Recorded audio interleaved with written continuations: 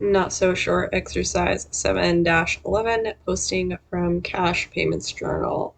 So we're going to be posting from the cash payments journal that we did in the previous homework assignment, and then we're going to post it to the accounts payable, subsidiary ledger, and then everything else goes to the general ledger. So our first requirement down below is to total each column.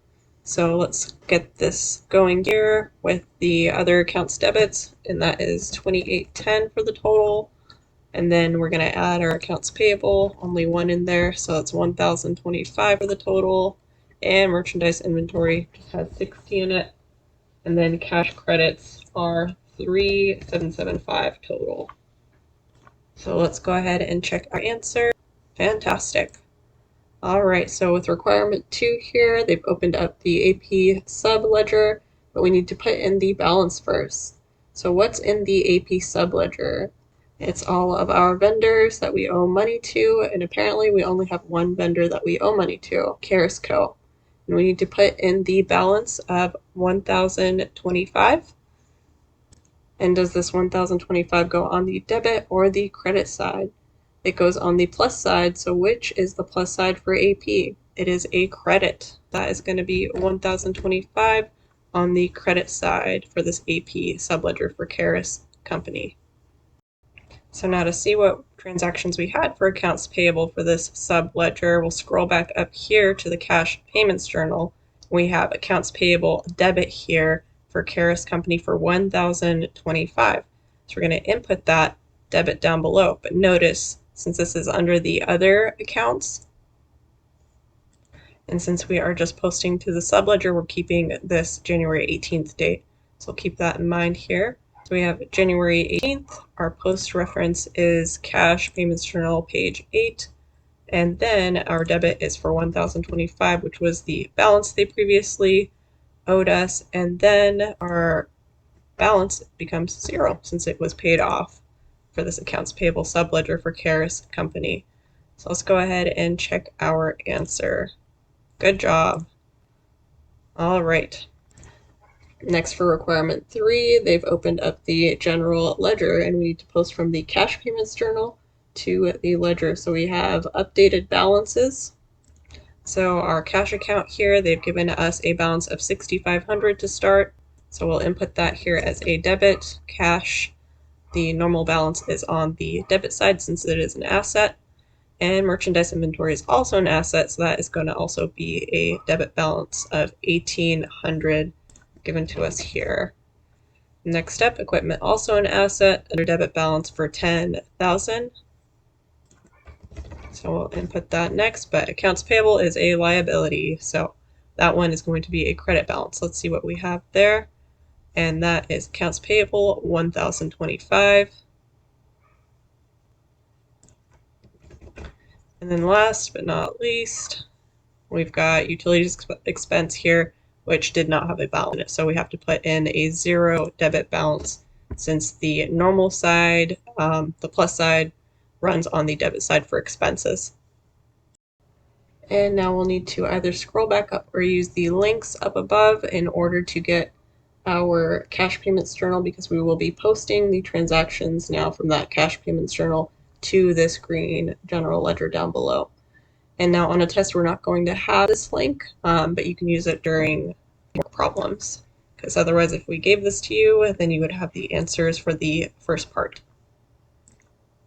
Now what we're going to do is post these transactions in chronological order, because it says to do so up here. So we start with the other accounts column. So equipment is being debited for 2,200, so we will go to our equipment and we're going to input a debit here for $2,200, which will give us then a balance of 12,200 in our equipment. And then for this, we need to keep the date, this January 5th, for the equipment because it is under the other accounts debited, so we need to keep the original date there.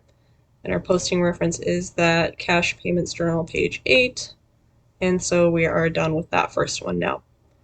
And then next up we have the merchandise inventory. We are debiting for 400, so I believe that one is back up here. And so that is going to be debited on January 7th, keeping that date since, again, it's under the other accounts debit. And then posting reference the same. And we are increasing that merchandise inventory by 400 with a debit, since this is under other accounts debit. And that is going to give us a balance of $2,200. So working our way down the other accounts debit, we have utilities expense for $210 debited. So let's take a look down here. So we're going to have that utilities expense on the 28th. Posting reference CP8, and 210 is the debit. And then our new balance will be a debit side balance of 210. So now that we've made our way down to the bottom to this total, do we post this? We do not, since we've already posted these individually to these general ledger accounts. So now we will move on to accounts payable. So on January 31st, we had a $1,025 debit to accounts payable. So again, this accounts payable gets posted at the end of the month. So January 31st is our date. Posting reference the same as all the others. And 1,025 is our debit, since that got paid off. And then our new balance is 0. And the good news is it matches our subledger account above in orange of a balance of 0 as well. So we only had that one vendor. Next up, let's see what we've got going on. We have a merchandise inventory credit for $60 on January 31st. So we'll go back to the merchandise inventory account. January 31st is our date. CP8 is our post reference.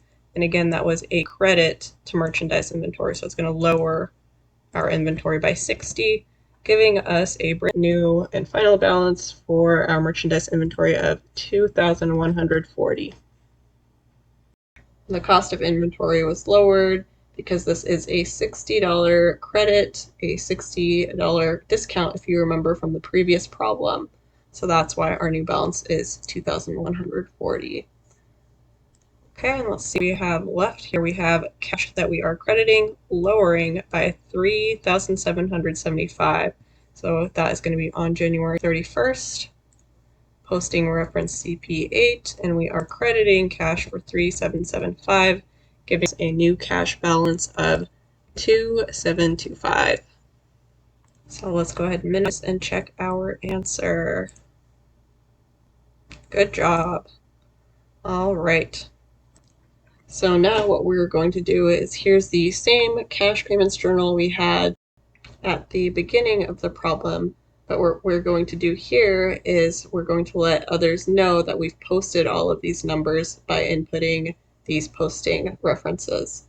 So let's start with the other accounts. So first off, we have equipment. So we'll scroll up to equipment and find the account number we are posting to. So that's 150 for the posting reference. Then we need merchandise inventory, which we posted to up here, account 118. And then moving down our other accounts debit column here, we have utilities expense. So we need to find the number for utilities expense here, the account number. Utilities expense 541. So that was posted to that account. Then we're going to go down below here. So for the other accounts debit, do we post this total? No, because it is comprised of these 3 different accounts. So these already have been posted. So that means then this gets an X. And then next up we have accounts payable debit of $1,025 for the balance. So let's go and see what account number our accounts payable is. It's 211. And then we have merchandise inventory. So let's have a look at merchandise inventory. That's 118. And then we have cash account, which is usually 111, but just to be safe, let's double check. 111, yes. And then we are not done. We are missing one here for Karis Company. And the way we tell everybody that this 1,025 was posted to the Karis Company subledger is by putting a check mark here. So that's the last piece. Now we can check our answer. And again, remember the check mark means that we posted it to the subledger. Let's go ahead and check answer. Fantastic. And then we have to finally prove that the AP, the accounts payable in our ledger, matches our subledgers. So you can see general ledger here, accounts payable will be a what balance? A credit balance.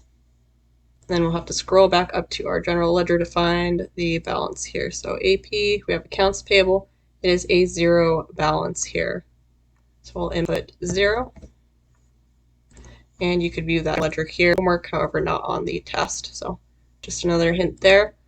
And then to review the subledger here from requirement 2, you can click on this one instead of scrolling in the homework, however, not on the test. So we only had the one here for Karas Company.